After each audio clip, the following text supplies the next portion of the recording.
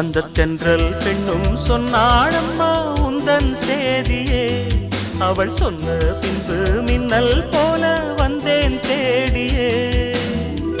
என்னை நீ தொட்டவுடன் எங்கவோ பொன்னுதையா, முற்றுகை இட்டவுடன் சிற்றிடை தின்னுதையா.